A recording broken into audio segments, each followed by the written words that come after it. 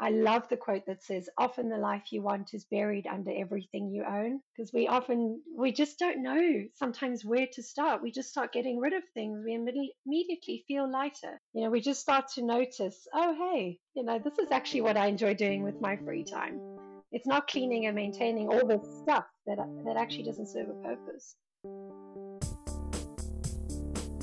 Welcome to the Tiny House Lifestyle Podcast, the show where you learn how to plan, build, and live the tiny lifestyle. I'm your host, Ethan Waldman, and this is episode 300 with Candace Kentridge-Britton. Candace is a passionate tiny house dweller and multifaceted coach who has been living in her beautiful tiny home for 5 years. Candace and her husband have a unique story, having coordinated their tiny house build in the United States while still living in South Africa, entirely via WhatsApp video calls. With a background as a declutter coach, life coach, retreat leader, and yoga teacher, Candace brings us insights on how to create a life filled with intentionality and joy. We'll dive into her journey from South Africa to the United States, explore the impact of decluttering on mental and emotional well-being, and get inspired by her advice for those considering the tiny house lifestyle. Stay tuned as we learn from Candace's experience and enthusiasm for creating a life you'll love. The Tiny House Lifestyle Podcast is sponsored by Precision Temp Hot Water Heaters. I recently sat down with Jenna from the amazing YouTube channel Tiny House Giant Journey. Jenna built her tiny house in 2014 and has been using Precision Temp hot water heaters since the beginning. So whenever somebody asks me for a recommendation for a water heater for a tiny house, I always recommend Precision Temp tankless hot water heater because that's what I've used. I've had it for 10 years and I have loved the unit. I love how quickly it heats up. I love how it works in cold weather and high altitudes. And I love that they have really great customer service. So I definitely always recommend that unit whenever somebody asks. Right now, Precision Temp is offering $50 off their amazing hot water heaters if you use the code THLP at checkout. Head over to Precision Temp, that's PRECISIONTEMP.com, and use the coupon code THLP for $50 off. I think their customer service is really great. If they're, too busy or after hours, they get back to me really quickly. So I've definitely experienced other hot water heaters. I definitely would always go with a tankless hot water heater. And the Precision Temp, because it's so compact, it can fit underneath my sink in my tiny house and it vents through the floor. So it just looks nice to me and it's quiet. I love that. Once again, Precision Temp is offering $50 off when you use the coupon code THLP at checkout.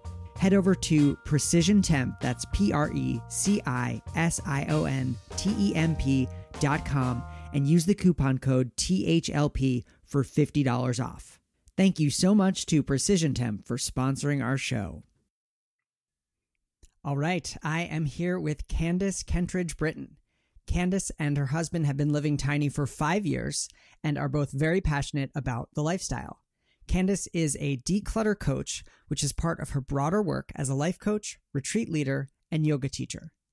She loves connecting with like-minded individuals and aims to inspire others to create a life they love. Candace is a fan of the Tiny House Lifestyle Podcast and is excited to chat about her experiences as a former South African, now living tiny and traveling in the United States. Candace, welcome to the show. Thank you, Ethan. Thanks so much. I'm really excited to be here today. Yeah, excited to have you.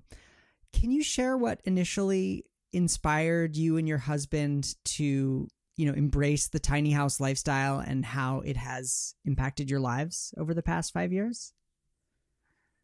Sure, absolutely. So I think like many people, we had the 3-bedroom home, 2-bathroom,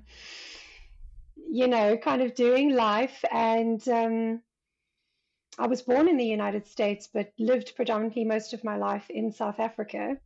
When we started talking about what it would look like if we were to immigrate for many, many reasons, my husband said, we should consider the United States. And since I was born here, it was kind of easy for us to make that move.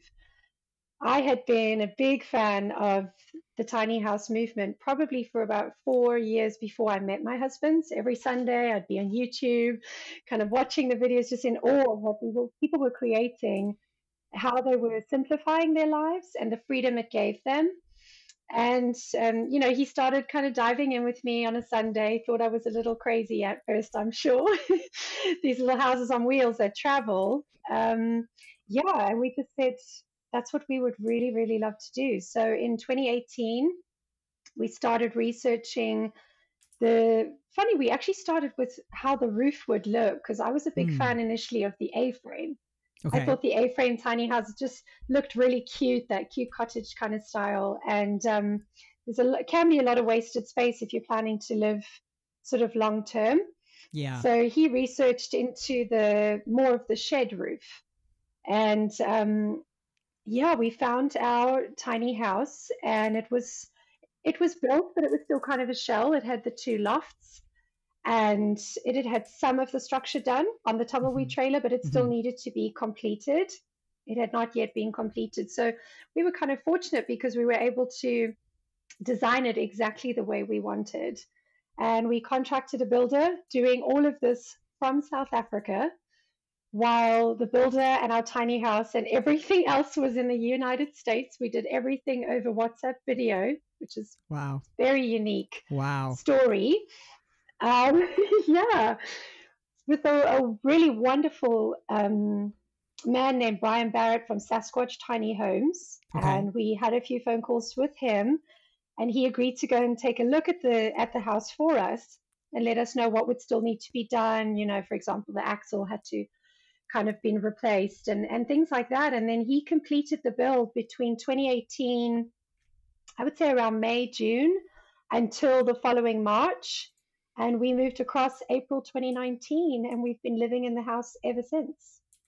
Fantastic. And it's a really, I would describe it as a really handsome tiny house. It's really sturdy looking. Thank you. I love the color scheme. Since this is a podcast, maybe could you just describe it a little bit for the listeners? Of course, they can always go to the show notes page for this episode, which will be, I believe this is actually going to be episode 300. So thetinyhouse.net/300. Yeah. Great. Yeah, absolutely. It's a really nice green color, which has worked well for us when we've been fortunate enough to park on private land, because it looks really cute. And then it has a really fun bright red door. Love that red door. And thanks so much. And the double loft with the shed. So we have a bedroom loft, which we really like. We like not having to make up the bedroom every day. So our bedroom is completely separate. Beautiful bedroom loft. And then we have our storage loft, which we use for a wardrobe. We've built quite a nice, funky, very functional little minimalist wardrobe for ourselves in there. And and then the name of our tiny house is Casa Estiva, which in Italian means summer home, because we're always chasing the good weather. Nice. Yeah. So how has living tiny impacted your lives? I really like that question, because I feel like more people should reflect on the impact both that they're having on the planet, as well as what the outside sort of environment is having on them as well. For me, I would say the most important thing is how you really start to live with intention. You're so intentional. You're intentional about the space. You're intentional about your purchases, because where do you put things? So you really have to be intentional about what you bring into the home space, and you start to really discover what is important. We love experiences, as do most minimalists. So we really love experiences. So we'd rather use our money to travel or create experiences, or, allow us to sort of go onto that path. So I would say the most positive impact it's had on our lives is we live with so much intention in so many different areas. And that filters through to everything. You become so intentional, right down to when you're grocery shopping, and being aware of what that looks like with less plastic, and, what you're bringing into your home. And I really love that about this lifestyle. Awesome. So you are a declutter coach and a life coach. How do you integrate the principles of tiny house living into your coaching and into your retreats? Well, I always do say to people, look, it doesn't mean that because it's worked so well for me that necessarily living in a 25-foot by 8-foot wide tiny house is going to be the recipe of happiness for everybody. But Sure. you know, from what it's taught me, and that I do teach to my coaching clients, is we start to discover how little we need, and that doesn't mean going without. A lot of people see minimalism in these words like declutter and living with less, and what it does do is it starts to teach the quality over quantity concept, and looking at having really quality items in your life, be it from clothing right down to kitchenware, anything that you're bringing into your life, that you focus on the quality as opposed to the quantity. So when I work with clients with declutter and they're starting from scratch, it's a huge big home, and they're really starting from scratch, and it's very overwhelming. Yes. So we begin with sort of 3 crates, and the one is, okay, don't think you're putting stuff in there and you're never going to see it again. We're going to store it for 3 months and maybe go back to it and see if you can name 3 things in that box that you haven't looked at for 3 months. So that's kind of the key to think about later. And then there's a donate bin, and then maybe some stuff we're going to sell on Marketplace, for example. And it starts to really shift the mindset and shift perspective and get people to really look at things in a different way, that, you know, the way that they've been raised or what they've really become accustomed to, what they learned as children. And then they grow up and they're just doing, you know, what they were taught. So it starts to shift the perspective, and people, that's where the magic begins, is where you start to shift your mindset. Yeah, absolutely. And do you find that people are able to shift their mindset even when they are in the 3,000 square foot home? Yes. I think if they're being honest with themselves that they really do want to begin a declutter journey, then absolutely. I've even received texts like months later, oh, you'll be so proud of me. You know, I just gave another box away. And, you know, nice. Clients who've really had excess and they don't realize it because they have all the space to put all the things. So they don't actually realize how quickly that can sort of pile up. And I've seen huge, beautiful transformations, that people started feeling overwhelmed, bogged down by all of their stuff, and kind of not knowing where to begin. And then you look at this beautiful journey of transformation. And again, it doesn't mean they're going to live tiny, but they are living with more intention, and they are finding ways to remove that anxiety. You know, that comes from all of this stuff. I love the quote that says, often the life you want is buried under everything you own. Because we just don't know sometimes where to start. We just start getting rid of things. We immediately feel lighter. You know, we just start to notice, oh, hey, you know, this is actually what I enjoy doing with my free time. It's not cleaning and maintaining all this stuff that actually doesn't serve a purpose. I love that quote.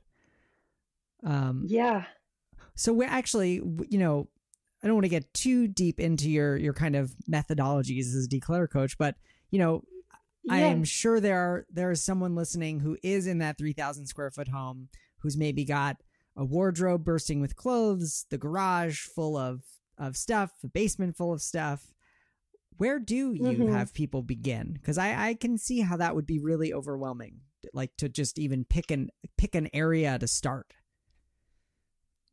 Right. So every person is unique, and every situation is unique. So there's a few questions I'll ask when going into a client's home space, whether we're doing it virtually or whether I'm actually physically there. You know, which room gives you the most anxiety? Like you walk in and you immediately just want to walk out and kind of close the door and not think about it. And I would say that's a really good place to start. Okay. If that feels too overwhelming for somebody to begin, to take the first steps, I would say start with cleaning out a drawer in your kitchen. You know, we've all got that drawer that's full of stuff. We don't know how all the stuff got to be there, but it's there. Start with that drawer and just get rid of a few things this week out of that drawer. So you start to feel that feeling of letting go, of releasing, and then it becomes a little easier. Every time, Yeah. you sort of take a step, it starts to become a little easier. Another very common one is to begin with the wardrobe. Mm. Let's start with the wardrobe. And again, have those 3 bins, take everything out of the wardrobe. And a question I really like asking is holding up an item out of your wardrobe and saying, if I was shopping now, would I buy this? Mm. How do I feel when I put this item on, be it shoes, a jacket, a dress, a pair of jeans, whatever it might be, because we change. Yeah. We evolve in different chapters of our life. So how do you feel when you're wearing this? If you were shopping now, would you buy this? And would you really miss it if it was gone? Yeah. So getting really real with yourself about those items, and you'll find when energy naturally starts to flow in that space, you will find that courage to dive into the other stuff that you've maybe been procrastinating and it's felt a little overwhelming. Yeah. Yeah. Well, living tiny often means making significant lifestyle changes and kind of having to like release what you were doing before, or the way you were living before. Can you talk about some of the most challenging adjustments that you've had to make in the transition to living tiny, or maybe as you've continued to do so?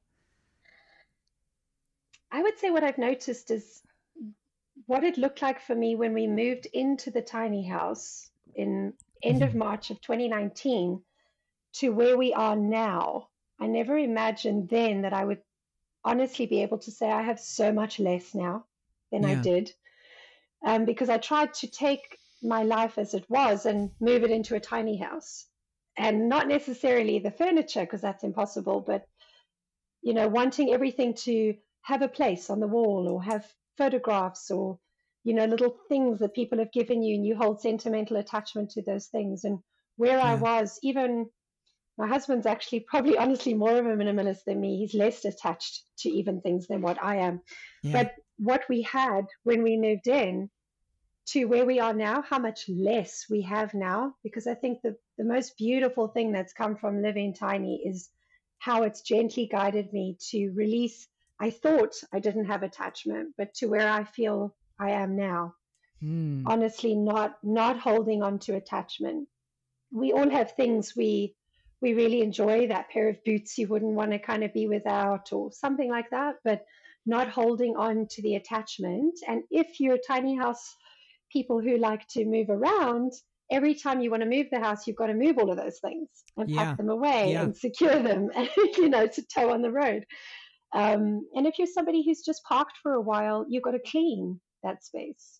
So I would say releasing that attachment to how you thought it should look, and then realizing how beautiful it is to be so at peace with not needing as much as you thought you did 5 years ago. Yeah. I love that.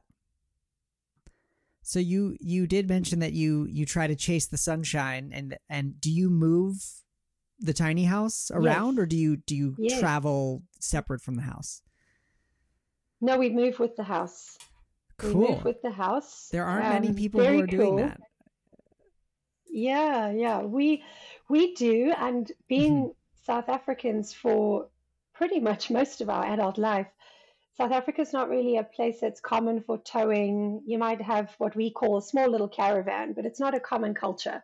Okay. People will drive and they'll stay in an Airbnb or they'll stay in a hotel. It's not kind of a common culture there. So neither one of us had ever towed anything as big as this ever. And now we've towed all over the United States. So our journey began obviously in Texas, because that's where the house was built and completed. Yeah. So the house was towed by my husband and Brian Barrett from Sasquatch Tiny Homes from Texas all the way to Nevada. And then I flew out from South Africa to San Francisco and met them. And my husband collected me in San Francisco. We began our journey in Nevada. So the tiny house went from there, and we wanted to go live in South Lake Tahoe, California, which we did, but there was too much snow to get up the hill. So we've learned a lot about what works and what doesn't work. But we eventually did when the snow melted, and we've done 2 summer seasons in South Lake Tahoe, California. Mm-hmm. We've done a winter season in Palm Springs, California. And from there, we moved to Florida. And we've done quite a few areas within Florida, which has been really nice. And we've recently done a trip from Florida to North Carolina. And we are currently in Black Mountain, which is about 20-30 minutes from Asheville. It's beautiful. Wow. Yeah. And how have you, I'm sure it's different every time, but what's your strategy for finding places to park? I get this question a lot. So you can go onto Facebook and connect with communities and live on private land. And honestly, when people ask me this, there are pros and cons to both. There are pros and cons to living in RV parks. Some RV parks don't take tiny homes because they just, what's that, you know? And some of them do. So, you know, there's pros and cons to that. If you find private land that's not too far out from town, from groceries, from necessities, you know, that can be really nice from a privacy point of view. So the private land has its pros and cons, but typically we'll look at where we want to be based. What does the work look like? Are we going to be working online for that season? Yeah. What do we want to be close by? And then we kind of start to look what's available. Are we going to look for some private land? Is it just going to be for 5 or 6 months? Are we going to live in a community? When your energy is just flowing like that, we've been really fortunate. We've stayed in some pretty great places, both private land and in some parks and communities. Very nice. Yeah. And that's, it kind of strikes me that both the move from South Africa to the United States, and then also, you know, when you pick up and move the tiny, it's almost like starting over again, especially when you move from where you've lived to another country. And I'm sure you left behind friends and communities and just a lot of comfort, a lot of familiarity. And so it's quite minimalist of you to just kind of start from scratch, really. Really. Yeah. And there's beauty in that, and there's challenges in that too. Yeah. So this actually reflects back on coaching. Often when people feel stagnant and you ask them, when last did you take a vacation, or when last did you try living somewhere different? And that's a tricky thing, because if families have children, their children are in school and they have, you know, sort of, they're in their careers or jobs and they feel it's impossible to kind of move. Well, when last did you do a trip somewhere outside of your state or outside of what is, if I can say, comfortable? Challenge yourself a little bit, do something different, because it really expands your mind and you start to realize how much more you're capable of than what you thought. And the things you thought were big aren't that big, because you start to see what you're actually capable of. Nice. So we faced a lot of challenges and leaving people we love very much that we only get to see every 2 years now. It is a challenge. But I've also seen how much we've grown and how much we've learned, and we can then teach others, you know, that maybe are scared to take the steps. And we're showing them it is possible if that's something that is calling you, if that's something you really want to do. It is possible to do. It doesn't mean it will always be easy, but it is possible. And I feel like the challenges have made us grow, and we've been so fortunate because we've probably taken the tiny house to 9 or maybe even 11 states now. Nice. So, you know, we stayed in Arizona a few days. The tiny house has even been to Vegas. All right. So we did 3 days there. So, you know, and getting on the road and towing a house on the road has its challenges on its own. But you're 100% right. You get to a new area, you don't know anybody. You know, everyone's kind of grounded and they're familiar, and you're sort of an outsider initially. But people that have met us, and we feel we're authentic in our approach, you know, it flows really well, it flows really beautiful. We've met some wonderful people and they're like, how can we help?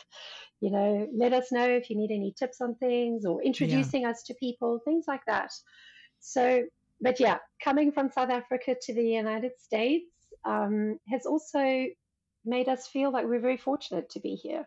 There's a lot of opportunity here, and it's a country that is safe to travel, you know, to hook up your house and travel. we feel really safe doing it. That's great.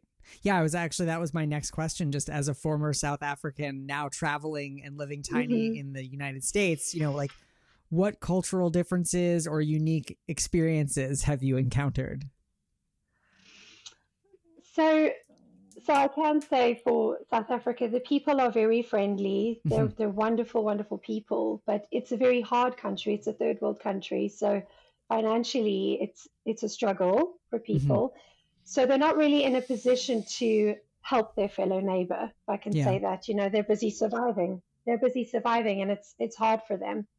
So they were in awe. A lot of people thought, you guys are crazy. You're going to do what? You're going to buy a tiny house, and sell your home and do that. But they've come around after 2 years or more later and said, wow, we just can't believe what you guys are doing. It's so inspiring. It really is. And then coming across to the culture we found in the United States, people are so willing to help. It was raining one time and we were towing a lot of our things on the back of the truck. Were getting wet when we were still fairly new at towing and weren't as skilled in the beginning. And somebody just stopped and started taking our tarps out of the back of his truck and helping us put them on. Here, you can have these. Don't worry, guys. And if you stop just a little ways on here, just trying to help. And we've just met the most amazing, friendly, wanting to go above and beyond to help us. And I just feel that is a blessing because every country has its challenges and its pros and cons, of course. But I feel here people are in more of a position to help, and they really do. They've really been amazing. Nice. Yeah.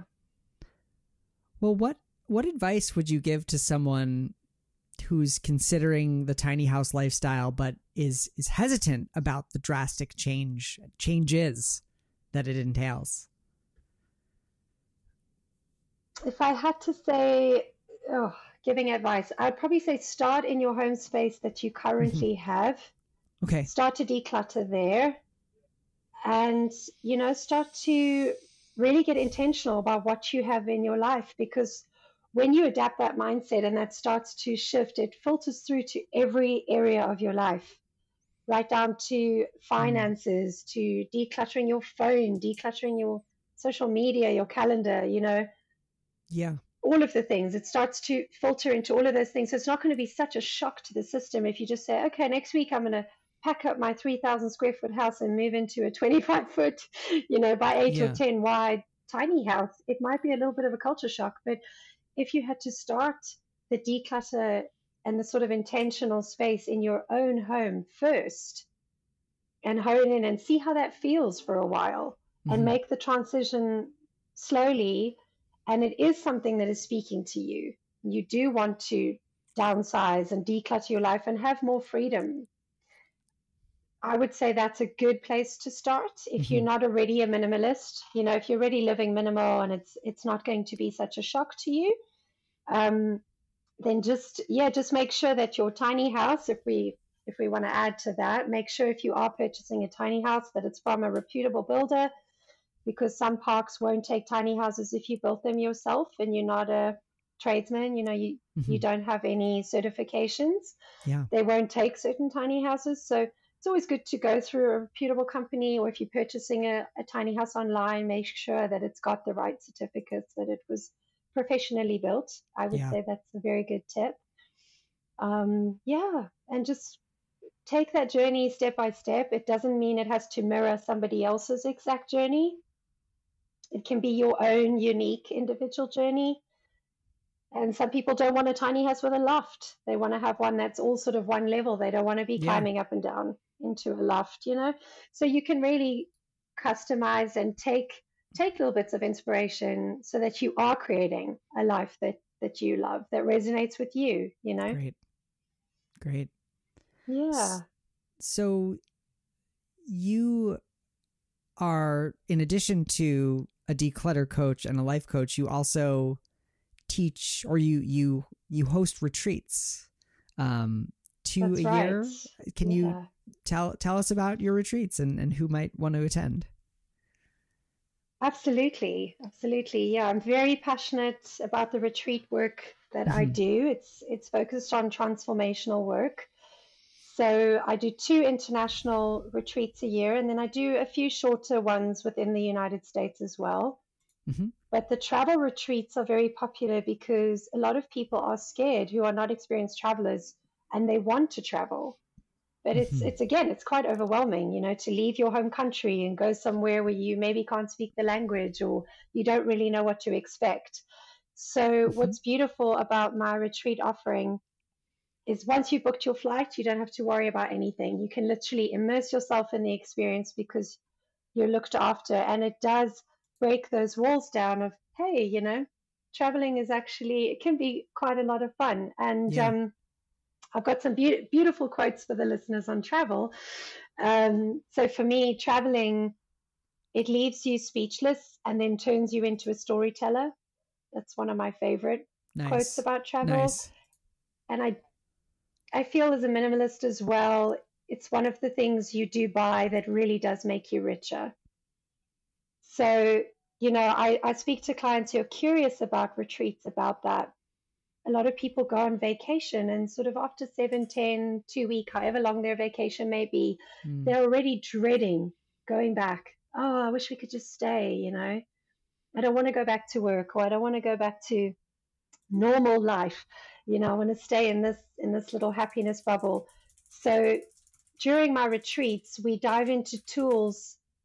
Some of them are coaching techniques and Mhm. and creating a unique toolbox for that individual so they can have a lot of that bliss feeling, that bliss state when they get back to life, when the retreat ends.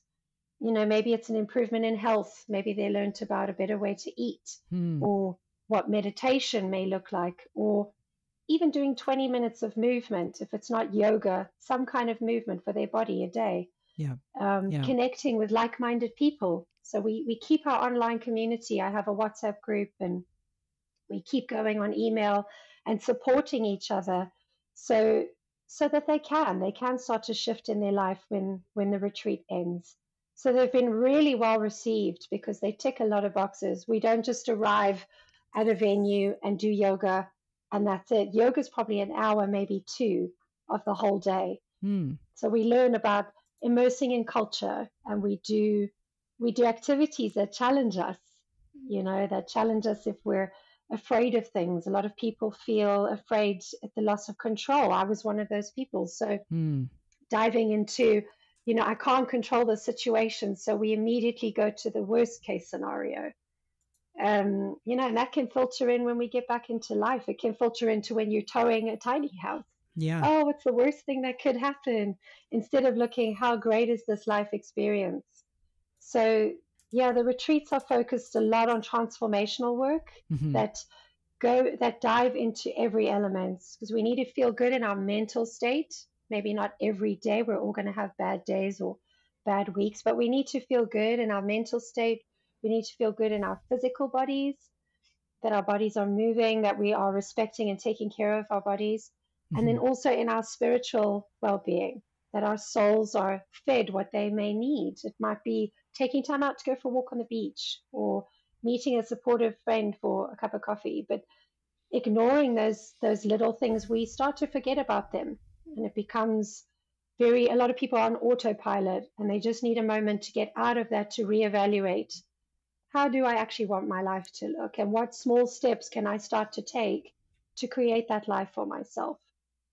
So I feel like these retreats are like the map, and we give you your tool set, and then we continue support after the retreat, allowing people to really start to create their life a little differently, inviting more happiness and things, beautiful things like that.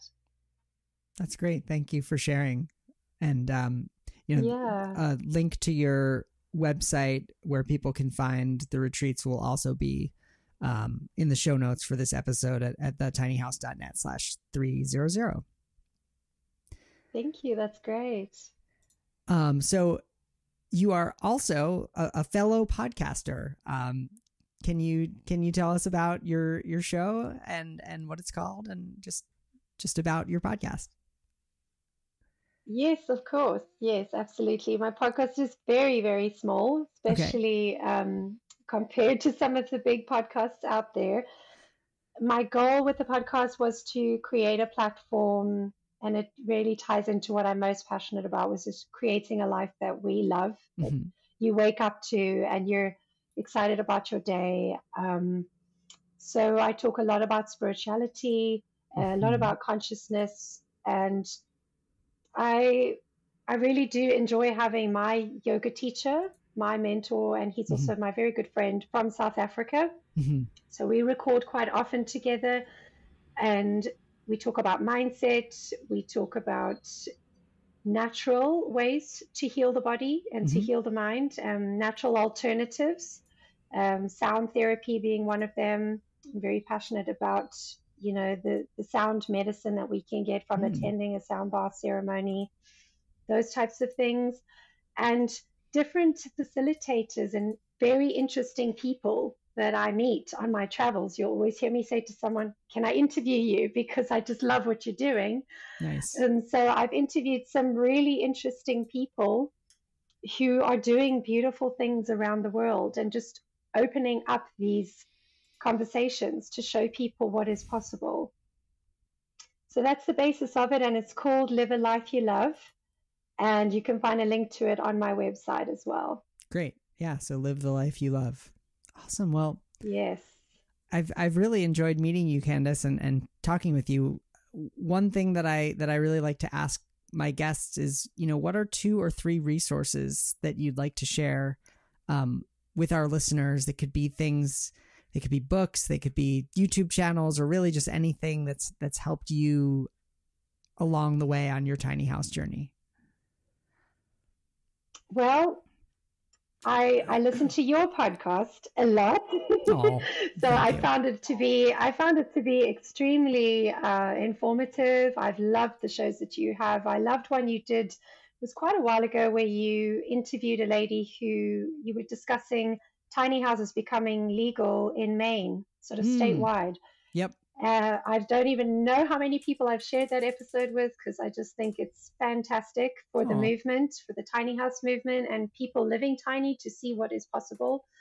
So I've really enjoyed your podcast. I absolutely love the minimalists. They are globally Hmm. very, very well known.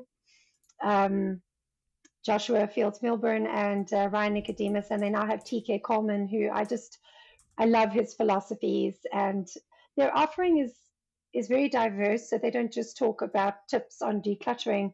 I found their Yeah. podcast to be extremely informative. Even as a coach myself, I always feel that I gain something Nice. from listening to their podcast. So the minimalists really do have a lot to offer in this space if you're wanting to shift your life, shift your mindset, that kind of thing. Yeah. And yeah, documentaries. I really love the grounding, the earthing documentary, just showing us what the earth gives to us, just being barefoot on the earth. So, the earthing grounding documentary is really insightful. And then following through to nutrition, things like the game changers, where we just start to look. I'm a big advocate for plant-based diets, so Hmm. looking at how we can nurture ourselves where it doesn't have to be boring or overwhelming. Yeah. That we can eat delicious food at the same time the food can be the medicine. Yep. So I'm a big fan of that as well. And then, wow, there are so many books. There are so many books. But one that helped me right at the beginning of my journey, probably in 2012, Hmm. is a book by Robin Sharma, The Monk Who Sold His Ferrari. Was probably one of the first books that I read when I was beginning my minimalism journey, which was in 2012. Cool. It's a fantastic book. It's also not a super long book, which is great. And there's another one called Eastern Body, Western Mind, Hmm. that is all about the chakra system, right from when we are in the womb to our adulthood. That book is not really a read it from cover to cover. I feel like people will reference it throughout your life. Just kind of So dip into it. that's also, yeah, can reference back to it quite often. Well, awesome. Well, Candace, these are such great resources, and it's been so wonderful chatting with you, and I can't wait to share this with our listeners. Thank you, Ethan. It's been wonderful, and thank you for all the good work that you're doing and advocating for the movement and forward thinking and just having this platform that you do. It's fantastic. Thank you so much to Candace for being a guest on the show today.